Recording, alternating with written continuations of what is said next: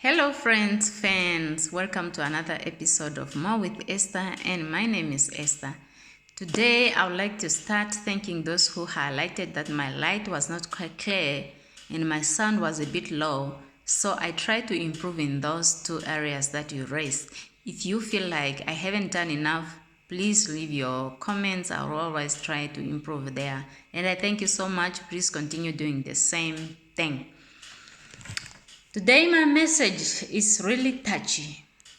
It's really, I became emotional when I was reading this message, but these are some of the things that happen in our society. So, we have to talk about it and try and help those who are in problem or the victims.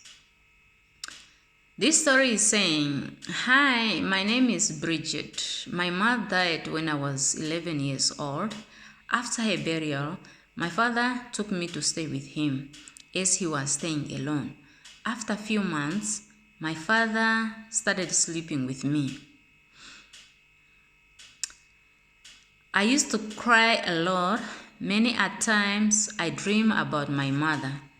After some times, I became used to it. We became friends that he no longer asked me. It's now other way around. My love grew, especially when he started buying gifts. I didn't see anything wrong with it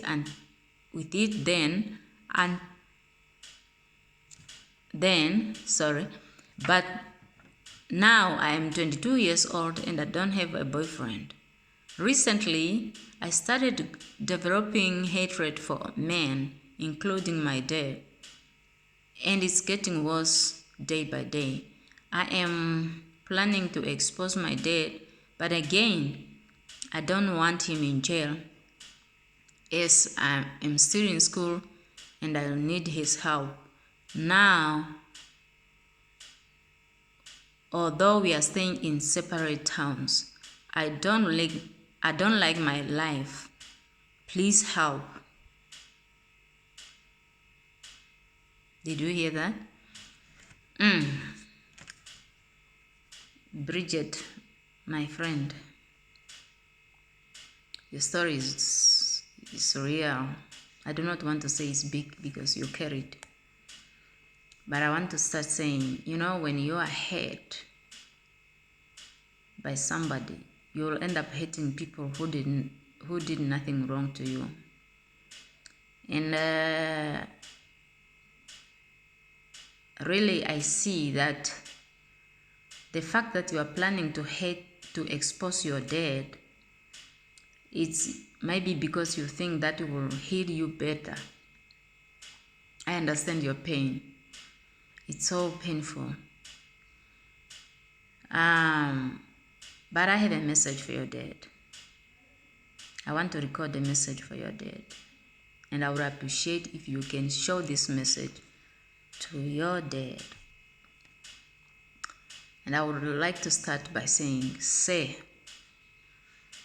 when I was reading this message, I become ashamed. Not even ashamed of you. I'm just ashamed. I don't know whether I'm ashamed of myself or I'm just ashamed. Because you should be the first person to protect your daughter, knowing that your daughter have no mother and you are the only surviving parent the daughter have. And instead of protecting your child, you turn against your child. But let me tell you what you did, in case you do not know what you did. What you did, you just took a knife. Do you know what a knife is? Something that we use to cut. We call it a knife. You took that knife, you cut your flesh. I don't know which part of your body you cut and eat it. That's what you did. Because I don't even think people of your caliber will wait for the meat to boil. You just take it and eat it, eating your own flesh and blood. After all the women around your town, the same eyes you could see them with you is the same eyes you turn against your child and abuse your own child. Now, let me ask you this. What if somebody came to sleep with your child at that age? probably you could have helped him, because you probably couldn't see anything wrong with that. Now, the same question I want to ask, what if you were of that age, your daughter was, and I brought a woman who is 25 years old, and I say, make this woman pregnant, will you do it? That's so wicked. I'm saying this for you to think deeply, that at that age, what did you know? Why would you use wickedness to destroy your child? You should be the first person to protect your child, yet you were the first person to hate your child. But I have a message for you again. It never be too late until it's late. If you are watching me right now, and if you see that what I'm saying is true, you are wrong for what you did, you need to kneel down before God. Ask for forgiveness. First thing. The second thing you need to do is to forgive yourself. Because I know a human being with sense would be guilty for what they did. The third thing you could do is to go to your daughter. Ask for forgiveness. Because this girl is hurt. She's hurt. You didn't see anything wrong with it. You even went ahead to buy your daughter the gifts because you didn't see anything wrong with it. Your wife. That's so wicked. But like I said, it never be too late until it's late. Don't wait until something happened to you. That's when you ask for forgiveness. Time is now. You need to forgive yourself. You need to ask God to forgive you. Start a new life. Start a new page. It's needed, and it's very important. I tell you, you start doing that so, and you will see a very big change. Now, back to you, Bridget. You said you are in school. You are still in school. And you are saying you don't have a boyfriend. I don't think a boyfriend is the right option for you right now. All you need to do is to concentrate in your studies because you still have a life ahead of you. And this will also give you time and room to heal and to be ready for the relationship, because I don't think you are ready for the relationship now. If you get a boyfriend now, I don't think it will last because you are still carrying that pain and hatred. And if you carry this pain and hatred and deposit it to somebody who didn't deserve it, I don't think your relationship will work. So I will advise you to take your education very seriously and try to forgive your father. Not because he deserved it, but because you want to make peace with you. I will give you some steps that will help you if you take them. You can also choose to reject them if you want to. You need to. This is now December we are in. Take a piece of paper. Write all these things that are bothering you now. On the 31st of December, go in a separate room. Read them louder as you can. After reading them, fold this paper and tear it in different pieces.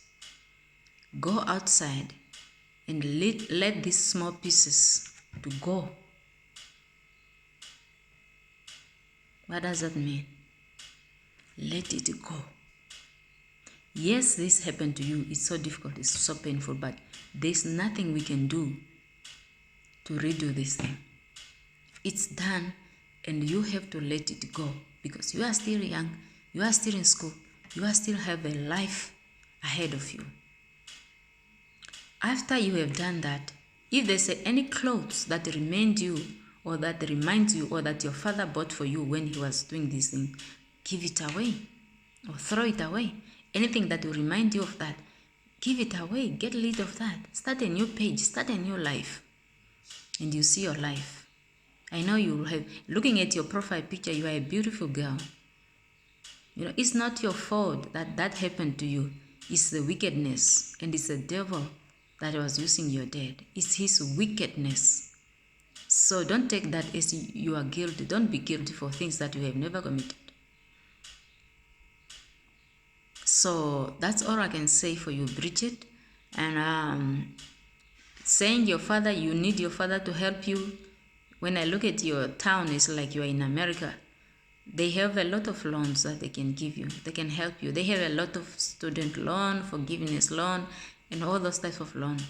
Make use of one of these loan so that you have your study, you complete your education, and you become somebody in life. But you have to let everything go. It's not an easy thing, but you have to try and let it go. Start a new page. I can see your father did not face any consequences after committing this. If you feel like him facing any consequences will help you heal, then he need to face that consequence. Because you didn't say you don't want him to go to jail because you don't want him to suffer there, or you say this because you wanted him to help you with education. But if you think,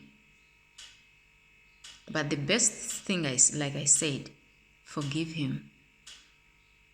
Not because he deserves it, but because you need peace. You need peace, you need love, you need happiness. You are a beautiful girl. I was looking at your page, your pictures. Very beautiful girl. Don't let this to put you down. And don't let nobody to tell you that you cannot make it. You will make it. Girls of your nature, girls who went through these kinds of things, they stood up for themselves and become something else so that they can go and help other girls. So that's all for me. I'm sorry where I went wrong. If I was too harsh on your dad, forgive me.